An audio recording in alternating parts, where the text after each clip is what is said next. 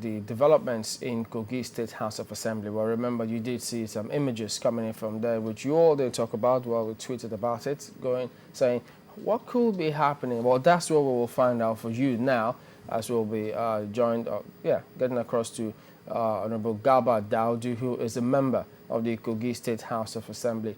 Morning, and thank you for joining us. We understand that the State House of Assembly at the moment is sealed. Is that correct?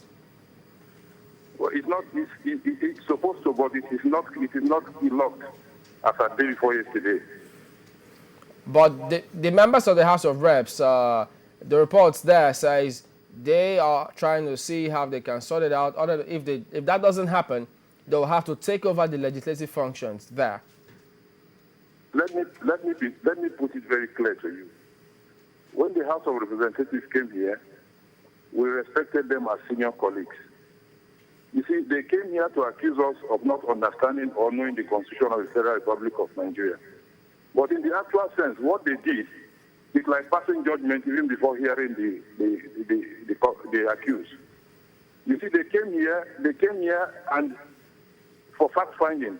But at the end of the day, even before they came here, they had written a letter to the Inspector General to seal the Kogi State House of Assembly. You see, the Constitution does not allow them such power. The Constitution allows them to take over in the event of the inability of the State House of Assembly to perform. The Constitution did not tell them to go into fact-finding. But when they came, just like colleagues, we understood them and we came before them. But unfortunately, they had already judged us even before they came to hear us. For them to have ordered the Inspector General of Police to seal the Assembly is very unconstitutional, null and void, and it's not acceptable by us. The next day, we moved the motion to continue our sitting. Of course, we did, and we condemned the action of the police. And as I talk to you now, I think that there's an order for the House of Assembly to be opened. Thank you. So, yes, are you saying that the Kogi State House of Assembly is still able to function? Yes, please. It's able to function because there's no proclamation to that effect. And the Constitution has not allowed anybody to proclaim that to that effect, except there's a breakdown, complete breakdown, for which they have to take over. That is his position. Well, the question will be, with how many members is the Assembly allowed to function? If you have 25 members, 13 of which are said not to be with you, how are you functioning?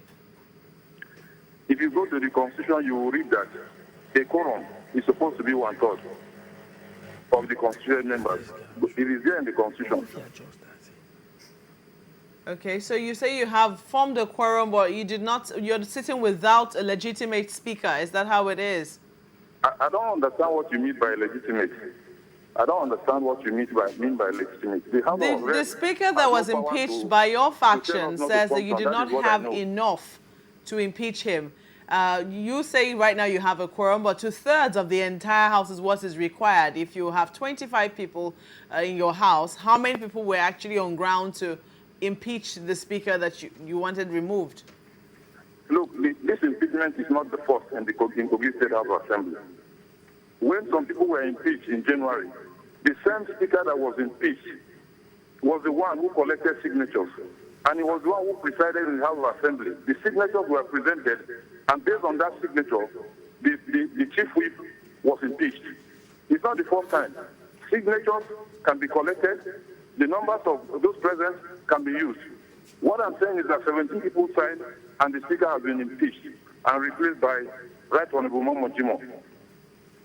Okay, but when you say the sitting is going on and the House is functioning, is it the images which we saw and we'll see now, where is it de facto speaker now used that carpenter's hammer? Is that the sitting you're talking about?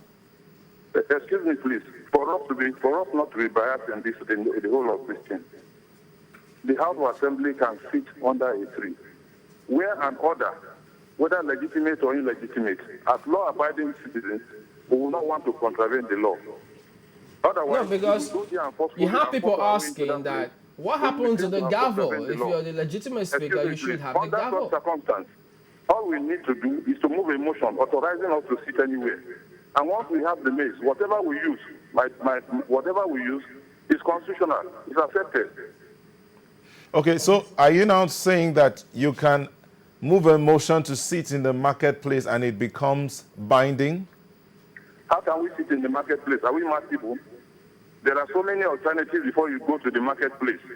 Please, I want people to be very neutral in this thing. You understand? Hey, I'm not a mad person to go and sit in the marketplace. There are so many alternatives. There are 100 alternatives before you go to the marketplace. Mr. Daudu, I don't think that, you know, we're trying to be biased here. We're simply trying to say, what would your faction do to save the Kogi State House of Assembly from ridicule? Because the pictures that hit a host of people on television were not very pleasant to the eyes. Honestly, it's just trying to reduce me, and I will not accept it. There are so many alternatives. If we sit under the tree, we can sit so many places before we go to the marketplace. And we can never go to the marketplace. Situation will never try for us to go to the marketplace. We are not mentally derailed people, please.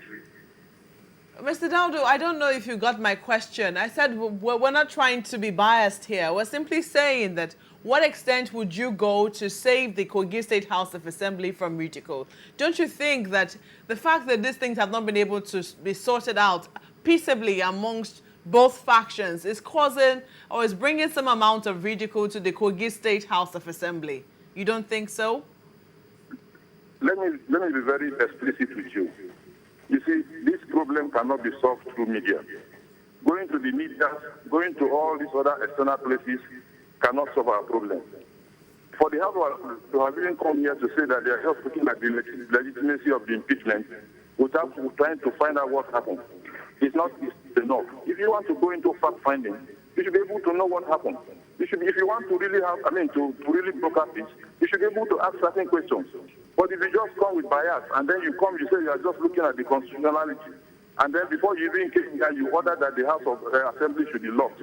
All these things are indications of bias. If you want to broker this, you must come with clean hands. You must come with clean hands to find out actually what happened. You see, all these media reports, all this going to the press and then showcasing all these things will not solve the problem. You understand me? I don't know what you mean by bias here. We're asking questions that everybody wants to know. I mean, we ask why you use a gavel. You accuse us of bias. Well, you say you've got a list of those who signed the impeachment. Has it been published? Am I a mad person? How can I go to the marketplace to hold a sitting? It's not fair now. What you are doing is not fair. I beg your pardon. I didn't talk about marketplace. I said the list of those who signed the impeachment notice, which you say that you all did. Was it published? That is not good now. It's not correct. It's not a good one at all.